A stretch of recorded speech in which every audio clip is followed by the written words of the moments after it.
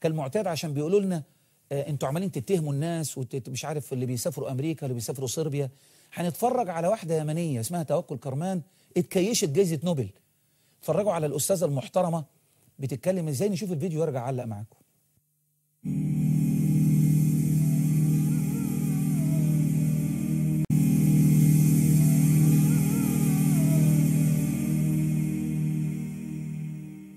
دي الاخت خدت جائزه نوبل.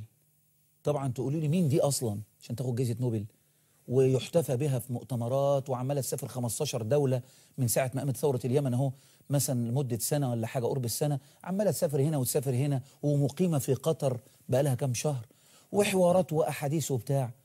الاستاذه المحترمه المسلمه اللي كانت منتقبه وشالت النقاب، المحجبه اللي بعض الناس يقول لك دول الشباب الناصع الطاهر البريء. الاخت بتقول لك الاسلام نعتبره مصدر الهام مش مصدر تشريع. الإسلام ما يشرعش حاجة، يعني نلهم منه كده حاجات القيم. وقعدت تتكلم كلام يخليك والله العظيم تحزن على إن دي اتربت في مجتمع مسلم. اتكلمت عن الدولة المدنية وإن الدولة المدنية أفضل من الدولة الإسلامية لأن الدولة المدنية فيها قيم مش عارف إيه. طب والنقاب يا أمور؟ قلت لك قلعته، ده ليس من الإسلام في شيء. النقاب ليس من الإسلام في شيء. الأخت توكل كرمان اليمنية اللي كانت بتقول من حق يهودي يترشح لرئاسة اليمن، ثم لما يحدثونها، ويمكن دي ما جبتهاش الفيديو، بيحدثوها عن أمريكا عشان أوريك أجندات الناس دي عاملة إزاي. بيكلمها وائل الإبراشي بيقول لها يعني أنت هتتحالفي مع بيقولوا إن اللي يتعامل مع أمريكا كأنه تحالف مع الشيطان. قالت له هو حد لما يطلب العدالة والحرية والمساواة يبقى الشيطان ده يبقى ملاك؟ وبعدين أنا مالي ومال أجندات أمريكا؟ المهم إن أمريكا تعمل لي اللي أنا عايزاه.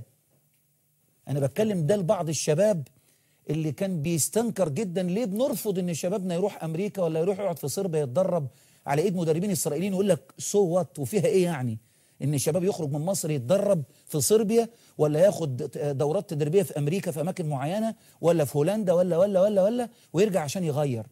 اصل الناس دول عبط مختارينك انت بالتحديد لانك عليك الصلاه والسلام ما حصلتش في الفكر والايمان والورع والسياسه والاستراتيجيات. الناس فاكرينك كده يعني. خلاص دي واحدة نموذج اهو خدت جائزة نوبل، عايزة الإسلام مصدر إلهام مش تشريع، ترفض الدولة الإسلامية خالص، بترفض تطبيق الشريعة، قعدت تطنطن وتقول لك وعمالين تتخانقوا على المادة الثانية من الدستور والشريعة والكلام ده كله. أنا شايف إنه ده مش وقته خالص وأرفض تطبيقها. أنا مع الدولة المدنية هنروح فين من المسيحيين واليهود الموجودين؟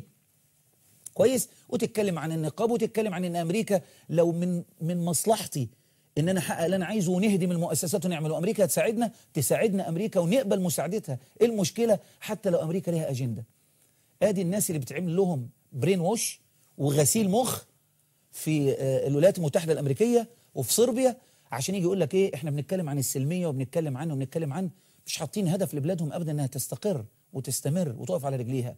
في دماغهم افكار اتشبعوا بيها وتمرنوا عليها وتكيشوا عليها واكلوا وشربوا وناموا وتعصروا في الافكار دي. بقول لك حتى على ايد مدربين اسرائيليين كانوا موجودين في صربيا في هذا الوقت ما عندهمش ادنى مشكله. انما اللي يقول كده يبقى راجل عميل وراجل يعني بيطبل للظالمين والمفسدين كانه هم دول اصحاب القرار، والباقي الشعب كله المفروض نقعد نتفرج. ودي عينه موجوده اهو اللي اسمها توكل كرمان، يعني اللي الحقيقه انا الحقيقه يعني بأسف ان دي اساسا اتحسبت في اعداد المسلمين بهذا الكلام يعني.